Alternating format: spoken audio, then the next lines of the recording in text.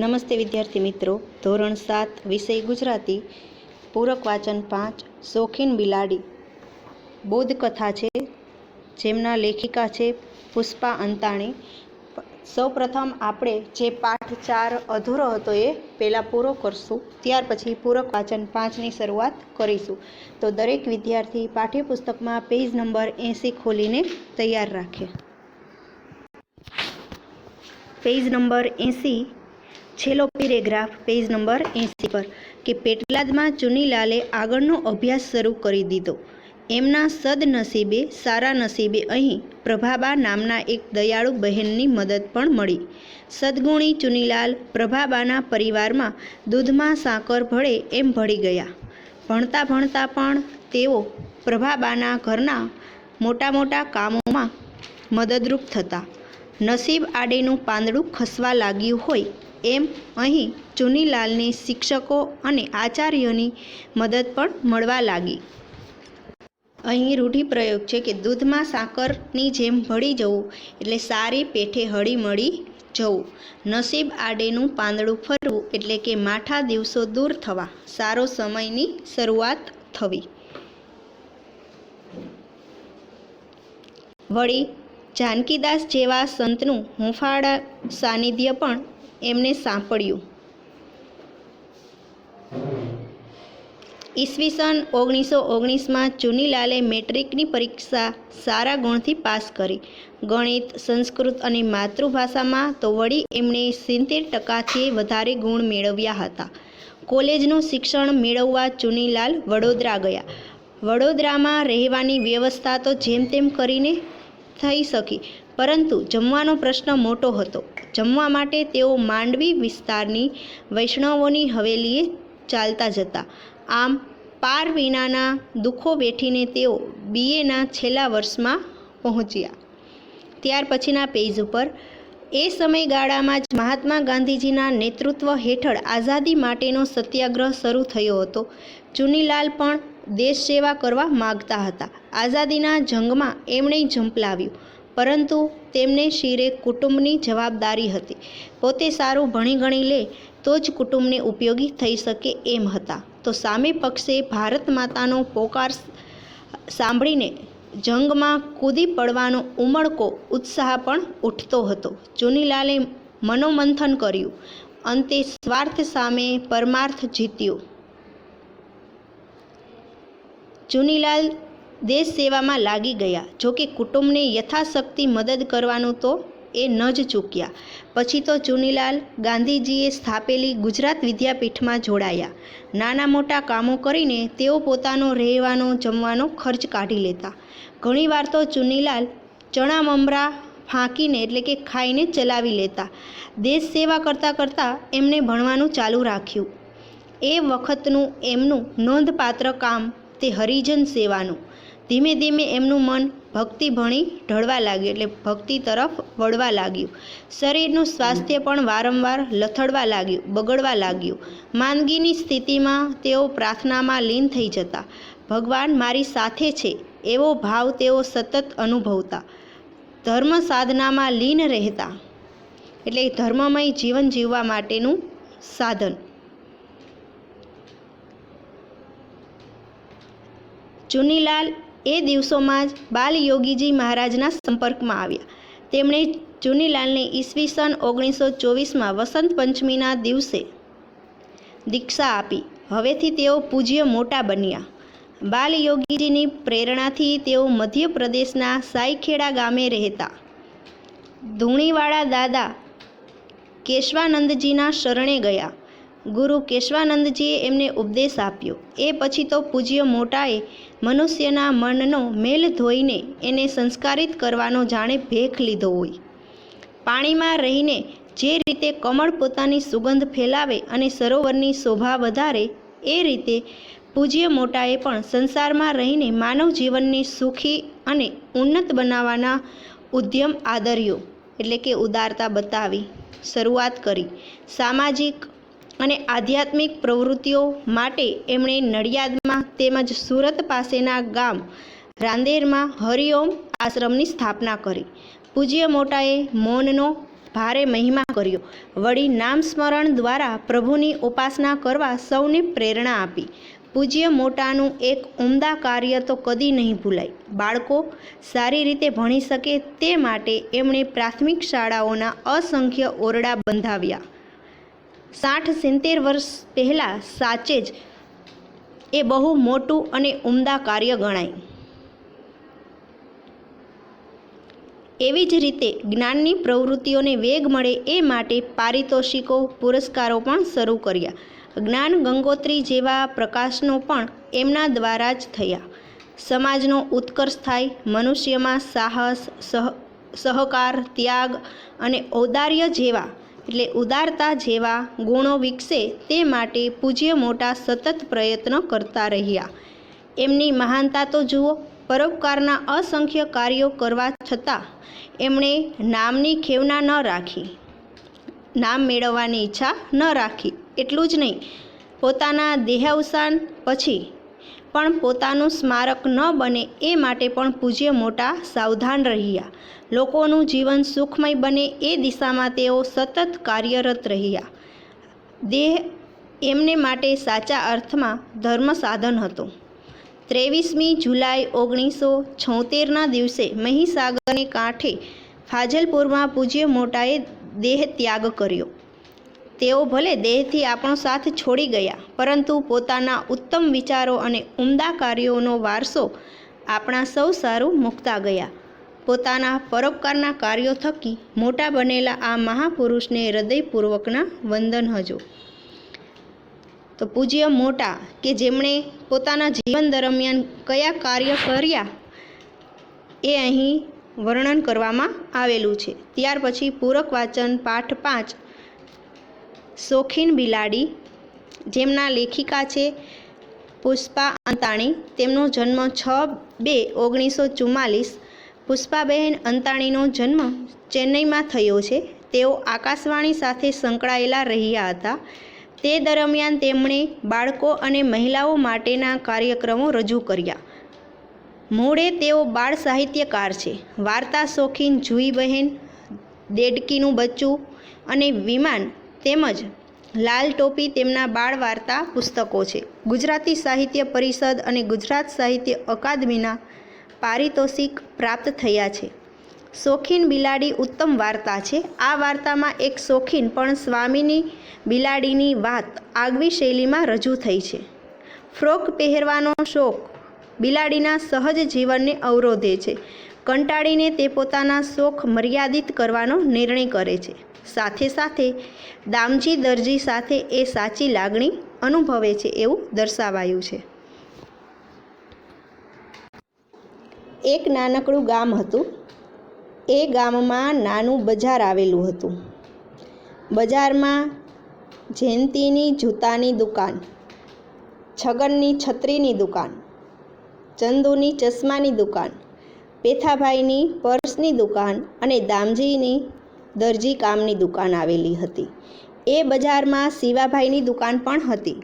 શિવાભાઈ સ્ત્રીઓના શણગારની વસ્તુઓ જેવી કે બંગડી, જાત જાતના દાગીના અને ચાંદલા કાજળ જેવી ચીજો વેચતા. દામજી દરજી સિવાય બીજા બધા દુકાનદારો લુચ્ચા અને સ્વાર્થી હતા. દામજી દરજી ભલો અને દયાળુ હતો.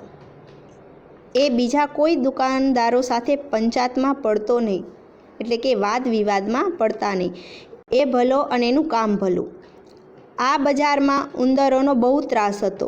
ઉંદરો બધી દુકાનોની ચીજ વસ્તુઓને નુકસાન પહોંચાડતા હતા. આથી દુકાનદારો ઉંદરોથી કંટાળી ગયા હતા. તેઓ વિચારતા હતા કે આનો કોઈ ઉપાય શોધવો પડે, પણ એમને કોઈ રસ્તો જડતો ન હતો. એક બિલાડી ફરતી ફરતી આ બજારમાં આવી ચડી. બિલાડી ખૂબ શોખીન અને સ્વાભિમાની. એ ચોખ્ખી ચણાક રહેતી અને ઠસ્સાથી ફરતી. ઠસ્સાથી એટલે કે રોફથી. એને હંમેશા કંઈ ને કંઈ નવું કરવાનું મન થતું. એકવાર એને ફ્રોક પહેરવાનું મન થયું. એ તો પહોંચી દામજી દરજીની દુકાને. ત્યાં જઈને બોલી, દરજી મને ફ્રોક સીવી આપશે?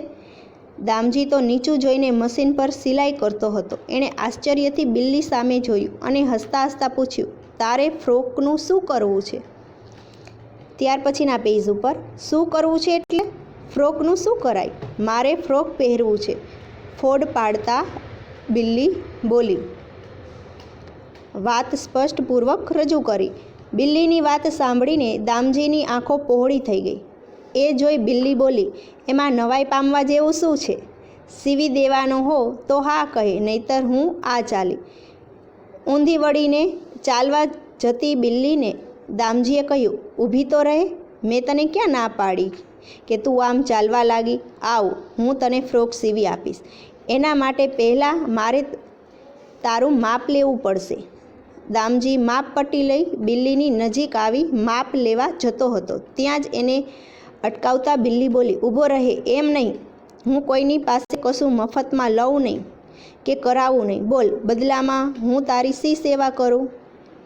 દામજી દરજી કહે, મને તારી કોઈ સેવાની જરૂર નથી, હું તને ફ્રોક સીવી આપીશ, બસ.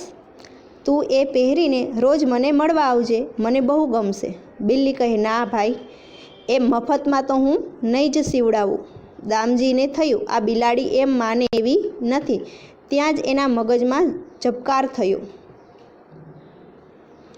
એ બોલ્યો, સારું, તું માનતી જ નથી તો તારા જેવું એક કામ છે. અહીં ઉંદરોનો બહુ જ ત્રાસ છે. ઉંદરોથી બચવા મારે મારી દુકાનના બધા કપડાં બહુ સંભાળીને લોખંડની પેટીમાં મૂકવા પડે છે. જો ક્યારેક ભૂલથી કોઈ કપડું બહાર રહી ગયું તો બીજે દિવસે દુકાન ખોલું ત્યારે કપડું આખું ચારણી બની ગયું હોય. કપડાનો ગ્રાહક મારા પર ગુસ્સે થઈ ઝઘડી જાય અને એનું નુકસાન મારે ભોગવવું પડે છે, એ વધારામાં. એથી જો તું ચોખ્ખી કરી આ ઉંદરોને મારી દુકાનથી દૂર રાખી શકે તો તારો મોટો ઉપકાર થશે. દામજીની વાત સાંભળીને બિલ્લી બોલી, બસ આટલી જ વાત છે ને? આ તો મારા ડાબા હાથનો ખેલ છે. દામજીએ બિલ્લીને ફ્રોક સીવી આપ્યું. બિલ્લી તો ફ્રોક પહેરી વટ મારતી ફટ ફરવા લાગી. દામજીની દુકાનની ચોકી કરતી બિલ્લીને જોઈ ઉંદરો ત્યાંથી રફુ ચક્કર થઈ ગયા, એટલે કે ત્યાંથી નાસી ગયા. પણ બીજા બધાની દુકાનોમાં એમની આવન જાવન ચાલુ રહી. ઉંદરોની ચિંતા મટી નહીં, તેથી દામજી રાજી થઈ ગયો. એને હવે ઉંદરોની ચિંતા ન હતી, એટલે એ ખુશ થઈ ગયો. હવે જ્યારે બધા દુકાનદારો ભેગા મળી ઉંદરોના ત્રાસની વાત કરતા, ત્યારે દામજી નીચી મુંડીએ બધું સાંભળતો પણ કશું બોલતો નહીં. નીચું માથું રાખીને એ સાંભળતો પણ કંઈ જ બોલતો નહીં. તેથી બીજા દુકાનદારોને નવાઈ લાગી. કપડું કાતરવું એ ઉંદરોનો સૌથી પ્રિય શોખ. એ કારણે સૌથી વધારે ત્રાસેલો દામજી હવે કેમ કંઈ બોલતો નથી? બધાએ એનું કારણ જાણવાનું મનોમન નક્કી કર્યું. છેવટે એ બધાને એક બિલાડી દામજીની દુકાનની ચોકી કરે છે એ વાતની ખબર પડી ગઈ. બીજા દિવસે બિલાડી જયંતી જૂતાવાળાની દુકાન પાસેથી પસાર થતી હતી. ત્યારે જયંતીએ કોઈને ખબર ન પડે એમ એને એક બાજુ બોલાવીને કહ્યું, વાહ બિલ્લી બહેન, તમે ફ્રોકમાં તો બહુ સુંદર લાગો છો. એ સાંભળીને બિલ્લી ફૂલાઈ. જયંતી ફરી બોલ્યો, પણ જો ફ્રોકની નીચે પગમાં સરસ મજાના સેન્ડલ પહેર્યા હોય તો તમે ઓર શોભો, તમે તો વધારે સુંદર લાગો. જુઓ, આ રહ્યા તમારા ફ્રોકના મેચિંગ સેન્ડલ. એમ કહી જયંતીએ સેન્ડલ બિલ્લી સામે મૂક્યા. બિલ્લીને સેન્ડલ બહુ ગમ્યા. એ સેન્ડલમાં પગ નાખવા જતી હતી ત્યાં જ જયંતીએ એને અટકાવી અને હસતા હસતા કહ્યું, એમ નહીં, હું તમને સેન્ડલ આપું તો તમારે પણ બદલામાં મને કંઈ આપવું તો પડે ને. તમે દામજીની દુકાનની જેમ મારી દુકાનની પણ ચોકી કરો અને મને પણ ઉંદરોના ત્રાસમાંથી બચાવો તો હું તમને આ સેન્ડલ આપું. બિલ્લી હોશિયાર હતી, એ બધું સમજી ગઈ. પહેલાં તો એને ના પાડવાનું મન થયું, પણ એ હતી શોખીન અને એને સેન્ડલ ગમતા હતા. એને થયું, મને શું ફરક પડે છે, એક દુકાનની ચોકી કરું કે આખી બજારની. એણે જયંતીની વાત સ્વીકારી અને સેન્ડલ પહેરીને ચાલતી થઈ. ઉંદરોની ચિંતા દૂર થતાં હવે જયંતિ પણ દામજીની જેમ શાંતિથી જીવવા લાગ્યો. ધીરે ધીરે આખી બજારમાં વાત ફેલાઈ ગઈ. બધા દુકાનદારો બીજાને ખબર પડે નહીં એમ બિલ્લીને બોલાવતા ગયા. છગન છત્રીવાળાએ ગોગલ્સ, પેથાભાઈ પર્સવાળાએ પર્સ અને શિવાભાઈએ તો વળી બંગડી, ગળાનો હાર, કાનના એરિંગ, પાવડર, કાજળ બધું જ આપ્યું. એ બધી ભેટની સામે બધા જ દુકાનદારોએ બિલ્લી આગળ પોતાની દુકાનમાં આવતા ઉંદરોને રોકવા માટે ચોકી કરવાની શરત મૂકી. બિલ્લીએ બધાની શરત મંજૂર રાખી. એ સોળે શણગાર સજી, આંખે ગોગલ્સ ચડાવી, હાથમાં પર્સ લટકાવી, માથે છત્રી ઓઢી, સેન્ડલના ટપ ટપ અવાજ કરતી આખા ગામમાં ફરવા લાગી અને વટ પડાવવા લાગી. બજારના બધા જ દુકાનદારો હવે ઉંદરોનો ત્રાસ રહ્યો નહીં તેથી ચિંતા વગર રહેવા લાગ્યા. આ રીતે બિલ્લી એક પછી એક બજારની બધી જ દુકાનોની ચોકી કરવા લાગી. તેથી ઉંદર મૂંઝાયો. એમણે વિચાર્યું, જો આમ થશે તો આપણે ભૂખે મરી જઈશું. હવે શું કરવું? બધા ઉંદરો કપાળે આંગળી મૂકી ગંભીરતાથી વિચારવા લાગ્યા. ત્યાં એક જુવાન ઉંદરને યુક્તિ સૂજી. એણે બધા ઉંદરોને નજીક બોલાવી કોઈ સાંભળી ન જાય એમ ધીમેથી કહ્યું, એક સરસ રસ્તો છે. જુઓ, બિલ્લી જ્યારે પહેલી દુકાનની ચોકી કરે ત્યારે આપણે છેલ્લી દુકાનમાં ઘૂસી જઈ ઝડપથી આપણું કામ પતાવી લેવું. આ રીતે એ જે દુકાનની ચોકી કરતી હોય તેનાથી વધારેમાં વધારે દૂર આવેલી દુકાનમાં આપણે જવું. ફરક એટલો જ પડશે કે પહેલાં આપણે દુકાનોમાં નિરાતે બેસીને કામ પતાવતા, પણ હવે બહુ ઝડપથી કામ પતાવવું પડશે.